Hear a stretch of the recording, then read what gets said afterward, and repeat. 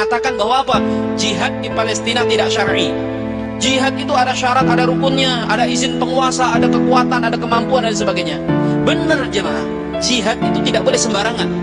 Makanya ulama mengatakan bab jihad ditaruh di ujung kitab fikih. Kan fikih itu urutan kehidupan sebenarnya. Kalau kita kaji itu nggak sembarangan ulama.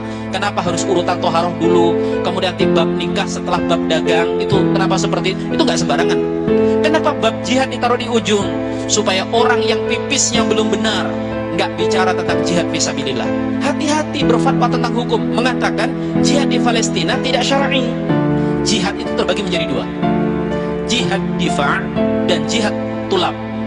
Jihad mempertahankan diri dan jihad untuk membela saudara yang lain. Itu hukumnya berbeda. Kalau jihad ofensif ada ketentuannya, nggak boleh sembarangan. Tapi kalau jihad defensif, membela diri, tidak ada syarat ketentuan sebagaimana yang telah disebutkan dalam fikih. Silakan mau dibuka di fikih mazhab manapun. Dalam kitab mazhab Hanafi, kitab Raddul Mukhtar, karya Al-Imam Ibnu Abidin, beliau mengatakan apa? Kalau musuh sudah jauh masuk ke wilayah kaum muslimin, maka jihad yang tadinya fardu kifayah berubah menjadi fardu ain. Mazhab Maliki silakan dibuka dalam Al-Muntaqa Syarah Al-Muwatta, karya Al-Imam Abu Walid Al-Baji rahimahullah taala. Ini ulama besar dalam mazhab Maliki. Posisi beliau seperti Imam Nawawi dalam mazhab Syafi'i. Kalau negeri kaum muslimin sudah diserang, maka setiap individu kaum muslimin boleh berperang membela negerinya. Rakyat tidak perlu minta izin kepada penguasa, istri tidak perlu minta izin kepada suaminya, anak tidak perlu minta izin kepada orang tuanya. Kalau saya mau protes, jangan protes ke saya, Pak. Silakan protes ke Abu Walid. Jadi antara alasannya, kalau minta izin kepada penguasa, penguasa ketika sudah dijajah itu biasanya sudah boneka. Penguasa begitu nggak mungkin akan menyerukan jihad. Mohon maaf Ustaz, dua-duanya mazhab Hanafi sama Maliki itu bukan mazhab saya mazhab Syafi'i Ustaz. Oke, mazhab Syafi'i, silakan dibuka dalam Nihayatul Muhtaj karya Imam Romli, atau dalam Tuhfatul Muhtaj karya Imam Ibnu Hajar Al-Haythami. Kalau kaum muslimin sudah diserang oleh musuhnya, maka setiap yang ada di radius tidak bolehnya jamak qashar salat, wajib ain untuk membela negerinya. Ini yang nanti akan jadi panduan ketika ulama-ulama yang ada di Indonesia menyerukan jihad yang diperingati sampai hari ini, Pak. Hari Santri tanggal 22 Oktober sampai kemudian meletus perang yang dikenal dengan Hari Pahlawan 10 November. Itu jihad yang diserukan oleh ulama-ulama kita, jemaah. Himbauan daripada Kiai Haji Hashim Asy'ari.